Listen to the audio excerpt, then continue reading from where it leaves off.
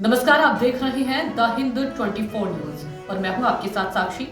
आइए नजर डालते हैं आज की बड़ी खबरों की ओर। बसपा के पश्चिमी प्रभारी शमसुद्दीन राइन कार्यक्रम की जानकारी देते हुए। शमसुद्दीन जी आज मुजफ्फरनगर आए, ये किस तरह का दौरा है, किस तरह की कार्यकर्ताओं के साथ बैठक है? बहुजन समाज पार्टी की राष्ट्रीय अध्यक्ष हम सबके नेता बहन कुमारी मायावती जी आदेश अनुसार जो आज गांव में हमारे हर सेक्टर पे कैडर कैंप लग रहे हैं, उस गांव को कैडर कैंप जो हमारे ज़िले के प्रभारी कोऑर्डिनेटर कर रहे हैं, उन सबको बैठ के हम लोग फिर आगे का प्रोग्राम देते हैं और उनकी समीक्षा करते हैं। पिछले कार्यों की समीक्षा करते हैं, आगे कामों को उनको देने का काम करते हैं। तो आज हमारा जो सेक्टर अभियान चल रहा है, सेक्टर में कैडर कैंप जो चल रहे हैं उसकी समीक्षा करने आए हैं। शमसुद्दीन जी, उत्तर प्रदेश के अंदर अब लोकसभा चुनाव भी हुए हैं, विधानसभा चुनाव हुए, लेकिन बसपा कहीं भी उभरती हुई नजर नहीं आई, सिमटती हुई नजर आ रही है। देखिए, एक बात ध्यान रखना, जो भाईचारा बिगाड़ने का काम भारतीय जनता पार्टी और समाजवादी पार्टी कर रही है, ये लोग लड़ा के सियासत करते हैं। ये हिंदू और मुसलमान को लड़ा के सियासत करते हैं। बहुजन समाज पार्टी भाईचारा बना के सर समाज को भागीदारी नहीं देने का काम करती है।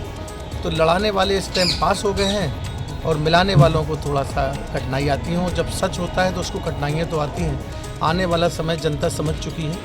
आने वाले समय बहुजन समाज पार्टी की सरकार बनेगी 2027 में।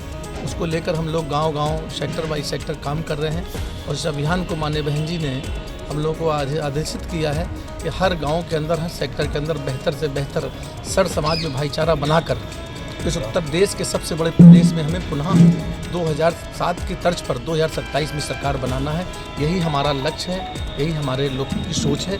और आज हम नहीं कह रहे, इस पूरे उत्तर प्रदेश में हर समाज के लोग, चाहे अपर कास्ट समाज के लोग हों, चाहे पिछड़े समाज के लोग हों, चाहे मुस्लिम समाज के लोग हों, चाहे दलित समाज के लोग हों, हर समाज के लोग चाहते हैं जो भाईचारा बिगड़ा हुआ है उस भाईचारे को हम लोग पुनः बना के इस उत्तर प्रदेश के अंदर 2027 में सरकार बनाएंगे और सर समाज को सम्मान देने का काम करेंगे। राहुल गांधी ने अमेठी दौरे के दौरान कहा है कि बसपा भाजपा की बी पार्टी है।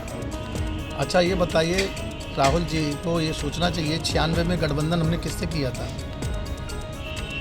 कांग्रेस से किया था। हमारा वोट ट्रांसफ़र हो गया था, लेकिन उनका वोट कभी ट्रांसफ़र नहीं होता।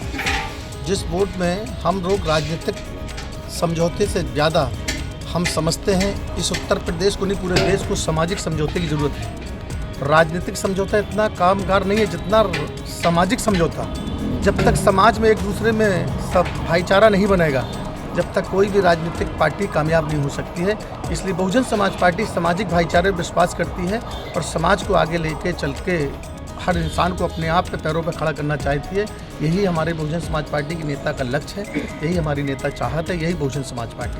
सर, बसपा का दलित वोट कैडर वोट है।